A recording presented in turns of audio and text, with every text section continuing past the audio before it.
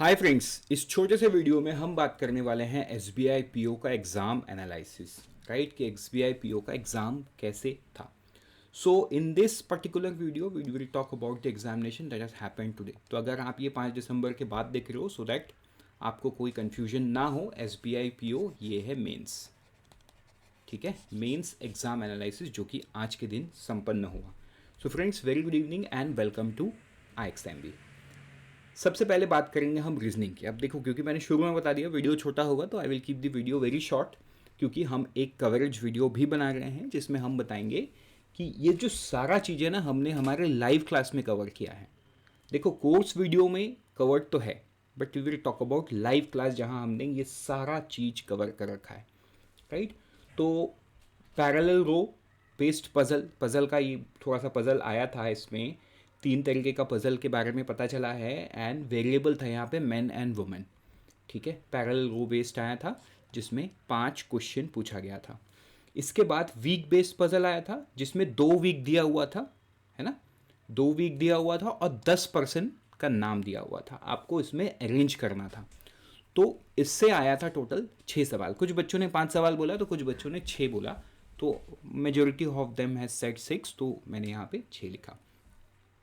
फिर destination based puzzle आया था जिसमें 12 लोगों का नाम दिया गया था एंड मैच करने बताया गया था। लेकिन यहाँ पे कुछ लोगों का कहना है, मतलब if you have given the examination please do mention it in the comment section. मुझे ऐसा समझ में आया कि ये जो डेस्टिनेशन बेस्ड था इसमें भी कुछ एक मिसिंग वेरिएबल था जो कि लॉजिक से निकालना था। तो मतलब ये तीनों पजल में से कुछ बच्चों ने बताया कि ये पजल थोड़ा सा टफ था क्योंकि इसमें एक मिसिंग वेरिएबल भी था। तो मैच वाज आस्क्ड, इसमें मैच करने पूछा गया था। टोटल इसमें 5 सवाल आए थे। वैसे ही सिटिंग अरेंजमेंट में इनर सर्कल के बारे में आया था, डायरेक्शन भी दिया हुआ था। इसमें इसमें 5 सवाल बने हैं। लॉजिकल रीजनिंग के 6 से 7 सवाल आए थे। राइट, तो इस तरीके से का आपका रीजनिंग खत्म होता है। देखो, नंबर ऑफ क्वेश्चन ऊपर नीचे जा सकता है बिकॉज यू ऑल्सो नो ये मेमोरी बेस्ड है। इतने बड़े एग्जाम को देने के बाद सब स्टूडेंट को सारा चीज़ याद नहीं होता है। राइट, तो हमने बहुत सारे लोगों से बात किया, हमारे स्टूडेंट्स से, and based on that we bring the data with you. Then comes the quants. Quants में किस तरीके का सवाल आया था। देखो, इसमें नंबर सीरीज का 2 सवाल आया था, लेकिन ये जो नंबर सीरीज है ये इजी नहीं था।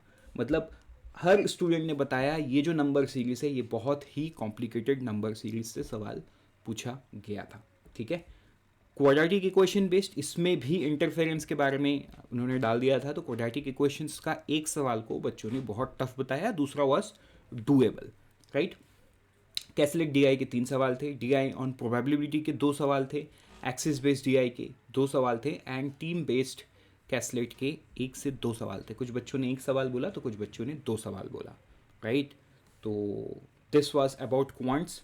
बढ़ते हैं आगे इंग्लिश के तरफ। तो रीडिंग कॉम्प्रिहेंशन था 2, और both of them has 2 interference based question, plus sentence rearrangement भी इसी में पूछ लिया गया था और वर्ड्स ऐप भी इसी में पूछ लिया गया था। पैराजंबल के 6 से 7 सवाल हैं, लेकिन कुछ बच्चों ने बताया कि 7 से ज़्यादा सवाल थे, मतलब it was on the even number. तो मुझे लगा या तो 6 सवाल थे नहीं तो 8 सवाल था, सो मैंने 6 से 7 लिखा। तो आइदर इट वॉज 6 और इट वॉज 8। ठीक है, एरर डिटेक्शन के 3 सवाल थे। मैच द फॉलोइंग आया था 2 से 3 सवाल। मैच द फॉलोइंग ये 3 कॉलम बेस्ड था। ठीक है, 3 कॉलम पे मैच द फॉलोइंग करना था, तो मतलब मैच द फॉलोइंग भी कुछ बच्चों ने बताया कि ये भी अच्छा खासा टाइम टेकिंग क्वेश्चन था क्योंकि 3 कॉलम था इसमें। क्लोज टेस्ट की बात करें तो इसमें 2 स्टेटमेंट बेस्ड सवाल थे जिसमें 4 सवाल आया। इस तरीके से इंग्लिश खत्म होता है। डिस्क्रिप्टिव इंग्लिश के बारे में चलते हैं। डिस्क्रिप्टिव इंग्लिश के बारे में ज़्यादा कुछ समझ में नहीं आया, ज़्यादा कुछ पता नहीं चला, बट यस ऐसे वाज रूरल एजुकेशन सिस्टम के ऊपर में कैसे था। दूसरा लेटर था, letter to branch manager for a complain regarding withdrawal of money, कुछ इस प्रकार का था। बट ऑब्वियसली ऑप्शंस में भी कुछ थे, बट वो नहीं मिल पा रहा है अभी, तो इतना ही मिल पाया है। As and when we get it we will include it in the previous year paper. Right, तो ये था डिस्क्रिप्टिव इंग्लिश। और अब अगर बढ़ते हैं हमारे जनरल अवेयरनेस में। राइट, तो जनरल अवेयरनेस में देखो जो सवाल था ना, एवरीथिंग, मतलब जब मैं स्टूडेंट से बात करके इन सवाल को लिख रहा था, आई वॉज लाइक कि जिसने बी पीडिया पढ़ के गया उसको तो मतलब सारे ही सवाल का जवाब आ गया होगा। एवरी क्वेश्चन ही और she would have answered. Right, तो हमारे जो स्टूडेंट्स हैं उनसे ही पता चला, their attempt was very good, they were very happy, क्योंकि ये सारा चीज़ बीपीडिया में हमने एक एक चीज़ कवर किया, कुछ को तो थोड़ा सा डीप में कवर किया, उतना डीप की रिक्वायर्ड भी नहीं है, राइट, वो मैं एक एक करके बताता हूँ। G20 के बारे में पूछा गया था, ये सवाल थोड़ा कॉम्प्लिकेटेड था, ऑल्दो देखो मतलब टू बी वेरी फ्रैंक ये शायद बहुत सारे लोगों ने कवर नहीं किया है, मतलब स्टूडेंट के पॉइंट ऑफ व्यू से बोल रहा हूँ, क्योंकि इसमें आपको 20 कंट्री के नाम याद होंगे तो ही आप इस सवाल का जवाब दे पाओगे।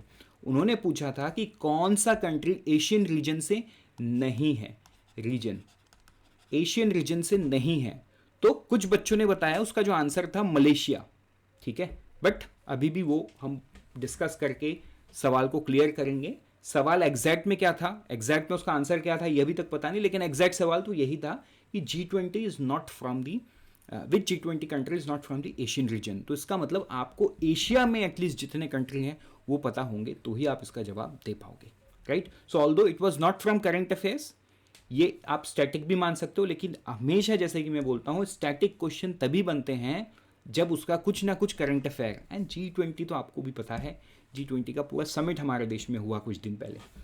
उसके बाद इसराइल से एक सवाल था, देखो इसराइल हमास का जो वॉर चल रहा है इसराइल पैलेस्टाइन का, इसके ऊपर कोई सवाल नहीं बना, ये एक बहुत ही पुराना डेटा पूछ लिया उन्होंने। एक इसराइल का वॉर है 6 डे वॉर, उस वॉर के बारे में पूछ लिया गया था, मतलब वॉर का नाम पूछा था, तो वो जो है 6 डे वॉर, ठीक है। गवर्नमेंट सिक्योरिटी 50 ईयर्स, तो क्या होती है, जो तीसरा नंबर सवाल है, ये सवाल मुझे जहाँ तक समझ में आया बच्चों से बात करके, क्योंकि ये सवाल थोड़ा लेंदी था तो बच्चे नहीं बता पाए एग्जैक्टली क्या सवाल था, लेकिन उनसे बात करके मुझे समझ में आया ये उस न्यूज़ से रिलेटेड है जिसमें सरकार ने कुछ दिन पहले, सेंट्रल गवर्नमेंट ने ये बताया था कि स्टेट अगर अपना डेफिसिट सही रखेगी, मतलब अगर वो फिजिकल डिसिप्लिन को मेंटेन करेंगी, they would be allowed to borrow extra money from the government, वो 50 ईयर का एक लंबा लोन उनको मिलेगा, राइट। तो ये वो वाला सवाल था, I am pretty sure about it, लेकिन सवाल एग्जैक्टली किस तरीके से उन्होंने लेंदी बनाया था ये श्योर नहीं हो पाया है, बट सवाल तो ये था। फिर व्हाट्सएप बिजनेस को लेके कुछ सवाल था विच वॉज नॉट क्लियर, अगर आपको याद है कमेंट सेक्शन में प्लीज़ ये आप मेंशन कर दो, this will help many student for the next year, ठीक है। व्हाट्सएप बिजनेस में एक्सैक्ट क्या सवाल आया था, क्या पूछा गया था व्हाट्सएप बिजनेस को लेके। वीज़ा फ्री कंट्री, तो देखो ये कुछ दिन पहले का ही न्यूज़ है जहाँ पे थाईलैंड ने इंडियंस के लिए वीज़ा फ्री कर दिया मार्च तक, राइट, मतलब इंडियंस को थाईलैंड विजिट करने के लिए अभी वीज़ा नहीं चाहिए, तो वो पूछा कंट्री का नाम, तो थाई है। अभी हाल ही में अगर मैं कुछ दिनों का बात करूँ तो I think Malaysia has also done it, right, तो इसका आंसर तो थाईलैंड है। मास्टर कार्ड लोगों के बारे में पूछा गया था। अब देखो मास्टर कार्ड ना कई सालों से न्यूज़ में है, क्योंकि आरबीआई ने उन्होंने बैन किया था, फिर उनको चालू किया गया, तो master card is in news almost every time. And master card पूछने का एक और वजह हो सकता है क्योंकि हमारे वर्ल्ड बैंक के जो अभी हेल्म में बैठे हुए हैं वो पहले मास्टर कार्ड के सीईओ हुआ करते थे, ठीक है, तो अजय बंगा, राइट। तो ये मतलब कभी कभी आपको लॉजिक भी लगाना पड़ता है कि इससे सवाल क्यों बना, maybe that was one of the reason.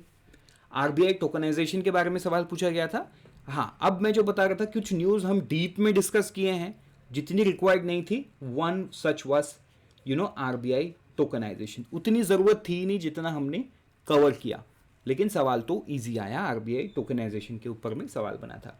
Big cat alliance which animal के बारे में पूछा था, तो आप कमेंट पे बताओ कौन सा एनिमल है।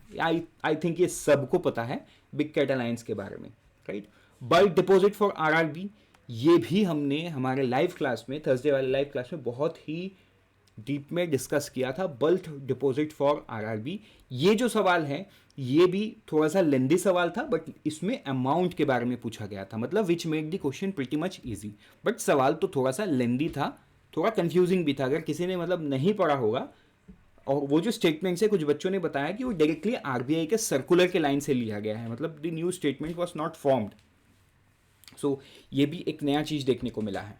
देन आईसीआईसीआई बैंक पेनल्टी के बारे में पूछा गया था, रीज़न तो ये मैं कई बार बताता हूँ, देखो पेनल्टी, हर पेनल्टी को आपको याद नहीं रखना है, कोई बड़ा पेनल्टी है तभी आप याद रखो बड़े बैंक के ऊपर में। और every time when I give the example I tell you HDFC bank, I tell you ICICI Bank, I tell you SBI, तो देखो आईसीआईसीआई के ऊपर में सवाल बन गया। तो इवन हाँ, ये न्यूज़ हमने कब डिस्कस किया था ये भी मैं आपको बता दूं, जब बैंक ऑफ बड़ौदा के ऊपर में कुछ दिन पहले एक्शन हुआ था, राइट, जहाँ पे बीओबी वर्ल्ड पे लोगों को ऑनबोर्ड करने के लिए आरबीआई ने मना कर दिया था। तो इन दैट सेंस हमने इस न्यूज़ को भी डिस्कस किया था और मैंने ये बताया था क्लास में। Amrit Sarovar scheme inclusion was asked, ये गवर्नमेंट स्कीम्स पीआईबी में कवर्ड है। टाटा वेस्टर्न डील के बारे में पूछा गया, इस न्यूज़ को भी बहुत डीप में हमने डिस्कस किया था, मतलब थोड़ा इकोनॉमिक एंगल को भी हमने हमारे थर्सडे वाले क्लास में समझा था, राइट। तो टाटा वेस्टर्न का जो डील है वो कितना इंपॉर्टेंट है देश के लिए। तो इसमें सवाल क्या पूछा गया था, टाटा मतलब वेस्टर्न ने किस कंपनी के साथ डील किया, राइट। तो आंसर में टाटा का जवाब था। क्रॉप प्रोडक्शन, अभी जो कुछ दिन पहले क्रॉप प्रोडक्शन का डेटा आया है उसमें थर्ड हाईएस्ट के बारे में पूछा गया। ये सवाल कॉम्प्लिकेटेड है, राइट, क्योंकि देखो third highest is something you may not remember, right. And जितने लोगों से भी मेरी बात हुई है किसी ने इसका आंसर एकदम सटीक तरीके से नहीं दे पाया है। Reason was pretty much clear, क्योंकि फर्स्ट तो याद था, है ना, लेकिन थर्ड उनको याद नहीं था। एंड इट इज़ ऑब्वियस, ये मैं हमेशा बोलता हूँ एग्जाम में 2-4 सवाल तो ऐसे आएंगे जिन्हें आपको टेकल कितना भी कोशिश करो नहीं कर पाओगे। This is one such example, क्योंकि देखो थर्ड हाईएस्ट कितने सारे डेटा आते हैं, सब डेटा का फर्स्ट सेकंड थर्ड याद करना मुमकिन नहीं है, राइट। तो this is one such question. ये सवाल भी समझ में नहीं आया कि इंश्योरेंस रिलेटेड एग्जैक्टली सवाल क्या था। तो आपको अगर कमेंट सेक्शन में मतलब ध्यान आ रहा है तो please do mention it in the comment section. Crypto adoption index के बारे में पूछा गया, पीआईडीएफ एक्सटेंशन के बारे में पूछा गया, सीनियर सिटीजन स्कीम्स, इसमें जो चेंजेस लाया गया उसका इम्प्लीमेंटेशन डेट के बारे में सवाल था, ठीक है। डीआईसीजीसी जो बैंक के डिपॉजिट के ऊपर में इंश्योरेंस होता है, राइट, वो उसका चेंज इन कवरेज पूछा गया। अब मैं आपको एक बात बताऊं, ये जो क्वेश्चन नंबर 18 है एंड यहाँ पे जो क्वेश्चन नंबर 14 है, कुछ स्टूडेंट्स ये दोनों को एक बता रहे थे, right. So again I need your help in the comment section two mention this please, right, कि आप मुझे ये बताइए कि ये क्या है, मतलब क्या ये दो सवाल अलग अलग थे या दोनों सेम सवाल था, क्योंकि देखो इंश्योरेंस वर्ड इसमें भी लिखा हुआ था, ठीक है। पेनल्टी ऑन पेटीएम बैंक, ये देखो फिर से वो पेनल्टी वाला सवाल। तो देखो पेनल्टी का एक ही एग्जाम में 2 सवाल आ गया, है ना। कुछ दिन पहले जो पेटीएम पेमेंट बैंक के ऊपर में पेनल्टी हुआ उस बारे में सवाल पूछा गया। नोबेल प्राइज के बारे में पूछा गया सवाल, लेकिन ये क्लियर नहीं हो पाया नोबेल प्राइज किस स्ट्रीम का पूछा गया था। आई होप इकोनॉमिक्स का वो नहीं पूछेंगे, क्योंकि कुछ दिन पहले उन्हें इकोनॉमिक्स का ऑलरेडी उन्होंने किसी दूसरे एग्जाम में मतलब IBPS ने पूछ लिया था। So it can be different, again possibility है कि वो सिमिलर सवाल रिपीट हो बट नॉट एग्जैक्टली सेम, अलग वर्डिंग्स के साथ वो रिपीट हो। लेकिन आप मुझे कमेंट सेक्शन में बताइए कि नोबेल प्राइज किस स्ट्रीम का यहाँ पे पूछा गया था। फिर लोन रिलेटेड क्वेश्चन पूछा गया स्कीम्स का। Indo Nepal remittance scheme limit के बारे में पूछा गया, जो बहुत डीप में डिस्कस हुआ है। AQI value, poor value was asked, तो आई होप ये आप आंसर कर पाए, बिकॉज ये तो बहुत ही समय से न्यूज़ पे है AQI इंडेक्स, राइट। तो ये पुअर वैल्यू पूछा गया था। उन्नति स्कीम का डेटा पूछा गया। मनरेगा का सम चेंजेस जो अभी हाल ही में हुआ है उस चेंजेस के बारे में पूछा गया। RTI rules on volt time director, ये सारा सवाल आया था GA में। सो मिलते हैं कल दूसरे वीडियो में with all the exact questions, क्योंकि हम बाकी सारा चीज़ भी निकाल रहे हैं। टिल देन आप अगर एलिजिबल हो SBI CBO के लिए तो आप अप्लाई करो SBI CBO में, because this is again an opportunity to become an officer in the State Bank of India. So for this, the live class are already started. For complete preparation, you can download the complete preparation guide, which may help you in your, journey towards preparation of SBI CBO. Thank you and all the best. मिलते हैं किसी दूसरे video में. Till then, 50% faster.